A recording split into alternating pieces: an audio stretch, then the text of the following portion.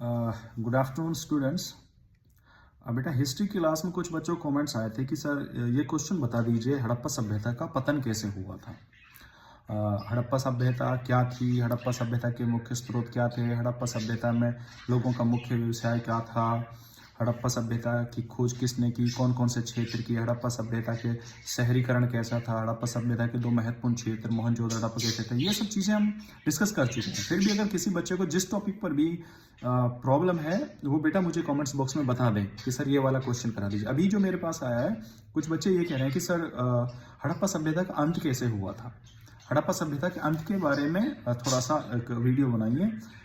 तो बेटा मैं बताता हूँ आपको, हड़प्पा सभ्यता एक प्राचीन सभ्यता थी, बहुत महत्वपूर्ण सभ्यता थी, लेकिन इस सभ्यता का पतन कैसे हो गया था।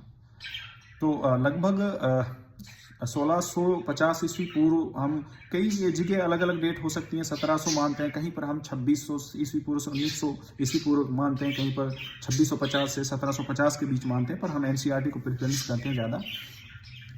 तो अभी जो मैं बात कर रहा हूँ वो हड़प्पा सभ्यता के पतन के मुख्य कारण क्या थे।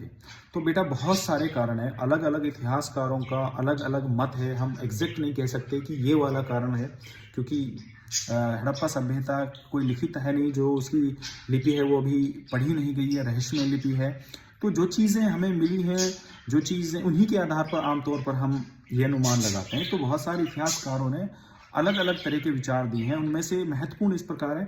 कुछ लोग मानते हैं कि पहला कारण बाढ़ आना था, बाढ़ आ गई थी जिसके कारण हड़प्पा सभ्यता का अंत हो गया था, क्योंकि अत्यधिक बाढ़ आने के कारण जो उनके, क्योंकि हड़प्पा सभ्यता के लोग जो थे वो आमतौर पर नदियों के किनारे रहते थे, सिंधु घाटी सभ्यता के आसपास वो रहते थे। तो जब बाढ़ आ गई तो ये लोग उस बाढ़ के कारण कुछ मर गए, कुछ बह गए, या फिर जब बहुत सारी बाढ़ आ जाती है तो बहुत सारा डिस्ट्रक्शंस होता है, पशु होते हैं हमारे वो मर जाते हैं, फिर उनसे बीमारियां फैल जाती हैं, तो उस बीमारी के कारण ये सब हड़प्पा सभ्यता का अंत हो गया, ऐसा कुछ इतिहासकार मानते हैं। कुछ इतिहासकार मानते हैं कि सिंधु नदी ने अपना मार्ग बदल लिया था, यानी सिंधु नदी ने जो पानी का जो वो था उसने अपना मार्ग चेंज कर लिया था। तो जो लोग वहाँ थे, मार्ग चेंज होने के कारण अब ना तो इतनी फर्टिलाइजर लैंड रही थी वहाँ पर, और पानी की या कृषि की सिंचाई की समस्या के कारण इस सभ्यता का अंत हो गया था।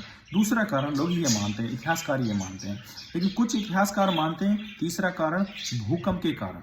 बहुत सारे इतिहासकार ये मानते हैं कि हड़प्पा सभ्यता का अंत भूकंप के कारण हुआ था। जैसे आमतौर पर हम देखते हैं भूकंप से बहुत सारी पूरा का पूरा शहर बदल जाता है, पूरा